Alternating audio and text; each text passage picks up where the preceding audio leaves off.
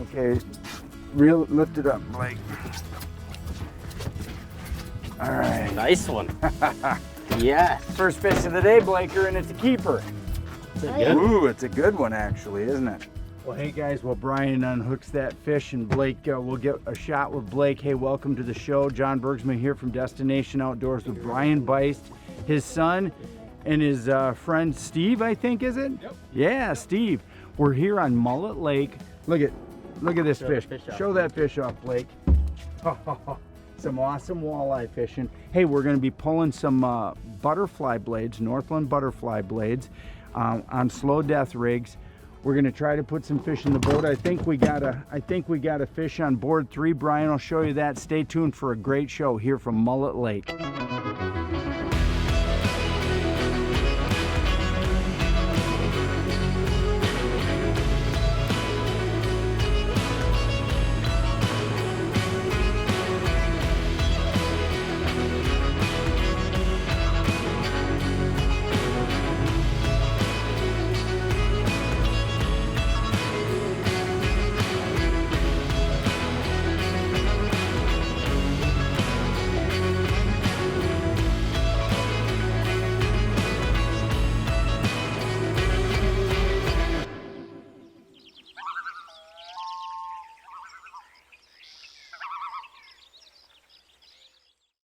Fisherman's Digest is brought to you by Polarcraft, the toughest built aluminum boats, bar none.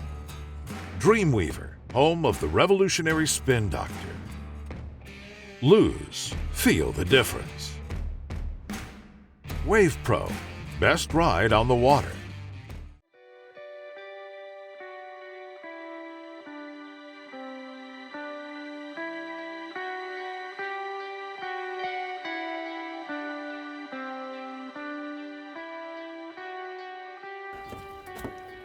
First fish of the day. Hopefully we can get a limit, that third board, yeah.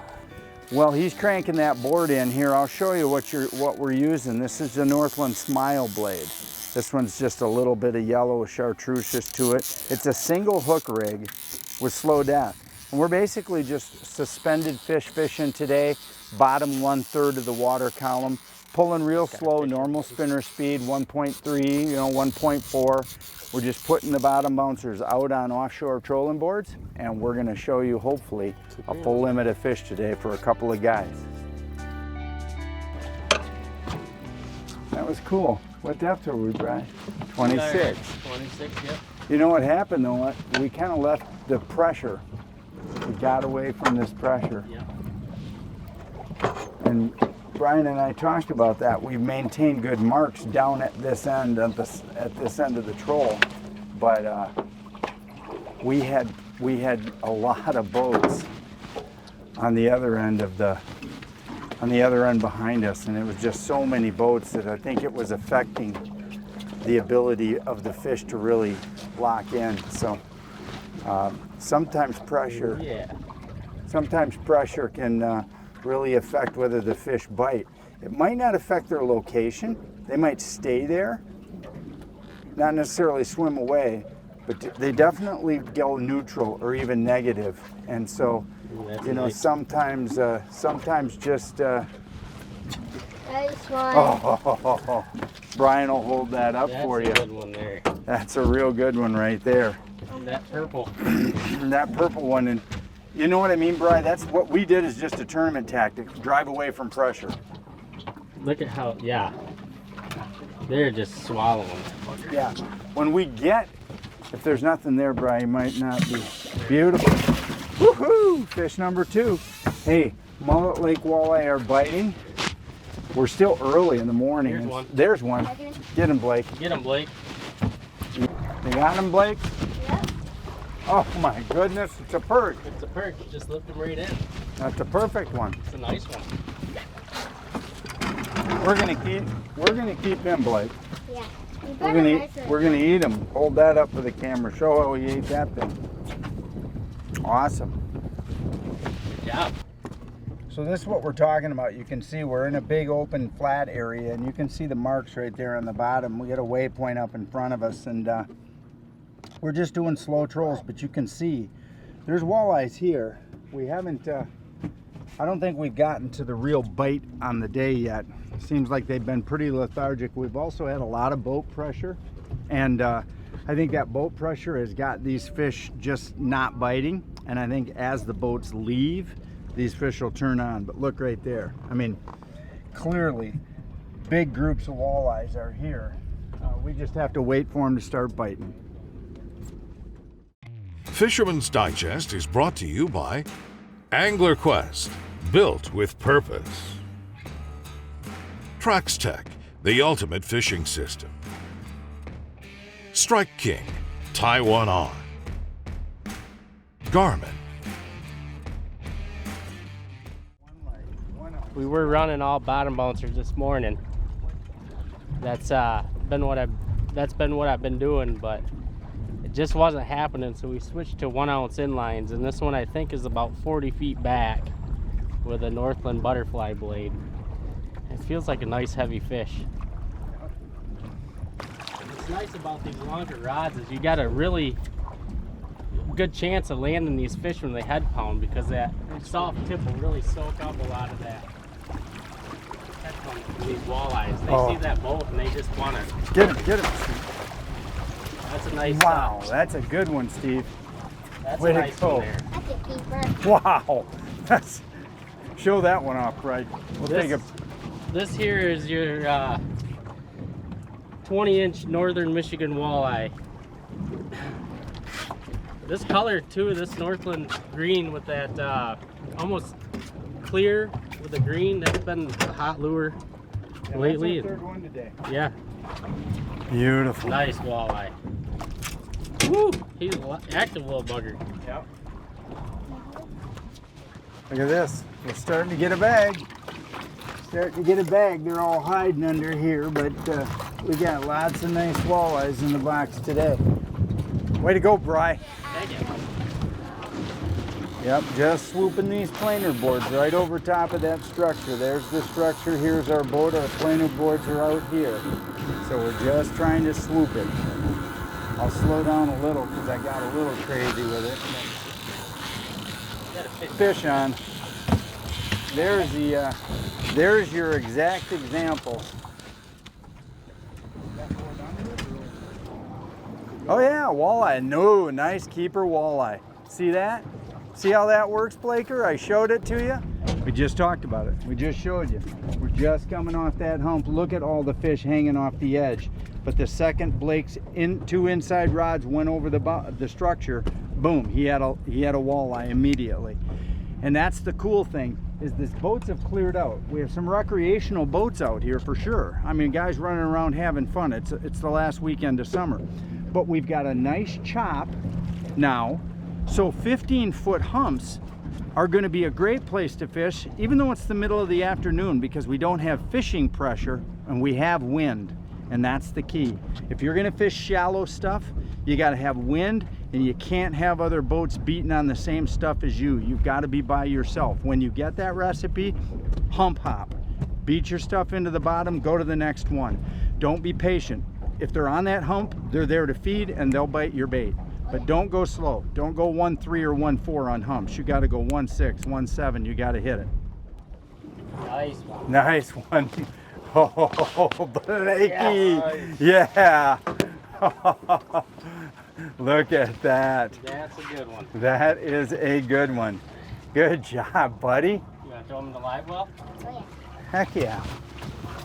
Look at this bag we got going now. So one of the most important tools I have on my Angler Qwest 24 as we're fishing today is my Garmin force trolling motor. And along with that trolling motor is my remote control fob. Now, what I really find convenient and also really useful is the fact that I can be 20 feet back in the back of the boat setting it up with this hanging around my neck, or just set next to me on a bench, and I can control the direction of the steering, and I can also control my speed. Everything is at my fingertips. And a lot of people don't understand that when you put a high quality, powerful trolling motor on the front of a pontoon, it becomes as versatile as any multi-species deep V aluminum. I can spot lock and perch fish and bluegill fish with this boat. I can forward troll extremely slowly, which we are right now, with my remote control on heading hold. And what heading hold does is, if you see that head, it's constantly adjusting. What it's done is, when I push the button, it will maintain the exact bearing and course that it was on when I push that button.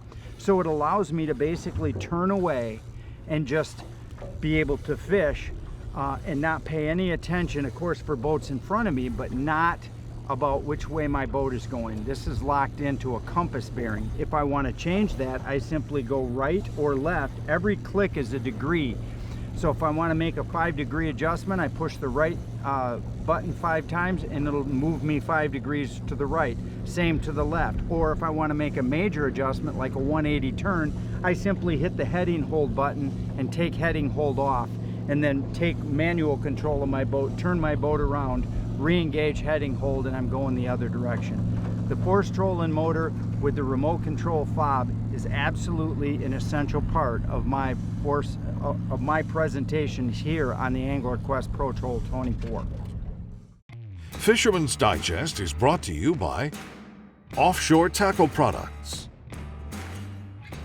Flo-Fast, world's leading portable fluid transfer system, Drotto, catch and release boat system. Hey guys, I just want to talk about our presentation that we've been running today on Mullet Lake. And I've been running this rig pretty much on every inland body of water all summer long, even Lake Erie. And that's the Northland Butterfly Blade. Every single rig that we have out today is a Northland Butterfly Blade with the death roll hook on it. That rig has been my #1 rig on pretty much any inland lake all summer long. Today in particular, we got a couple of inlines out, but today our best presentation is on a 2-ounce bottom bouncer with this slow death rig made by Northland. That's by far best. This purple color here has been really dominant, as well as this green. I like the size 1 and size 2 Northland Butterfly Super Death rig. That's the rig that we've been using. If you come and base yourself Cheboygan area for a fishing trip or a regular vacation, you not only have the waterway Burt and Mullet, but you have Black Lake, which is a fantastic fishing lake. You have Fletcher's Pond, and Hubbard Lake isn't a very far drive away either. All of these lakes offer fantastic fishing, and you have additional fishing-based resorts. Resorts like Jack's Landing, for example, on Fletcher's Pond, which has been around for 1,000,000 years, basically. As long as I've been alive, Jack's Landing has been a vacation destination. You've got fantastic accommodations in Cheboygan, like the River Terrace, the Best Western, which looks right at the waterway. You've got the Landings Resort, which is right on the waterway. Pontoon George, we call him, has been around forever, and they have on-the-water gas, and they've got fantastic rentals. It's just a great quick stop, and it's just that type of environment that you get when you get into the Cheboygan area. The state of Michigan has done a fantastic job of maintaining the hiking trails, the biking trails, the boat launches, the state parks. The entire package of things to do around this area is so complete that families really have to always look at this area at Cheboygan as a fantastic place to begin their destination. I mean, the Mackinac Bridge is less than an hour away. The Lady Michigan, which is up in Alpena, which is a really cool tour ship, and a museum, and it's all water-based. It's all about the shipwrecks and the history of those shipwrecks, and it's got a fantastic tour boat that takes you out, and it's a glass bottom boat, and you can actually see those things. So it's really a fantastic base. Hey guys, thanks for joining us today on Destination Outdoors. Thanks to Brian Bice for To Be Caught Charters, for putting us on a great bite, for Blake for catching and reeling in all these fish, and for Buddy Steve as well. Hey, we'll see you next week here somewhere in Michigan on Destination Outdoors. Closed captioning is brought to you by WavePro. Best ride on the water. Online at waveproshock.com.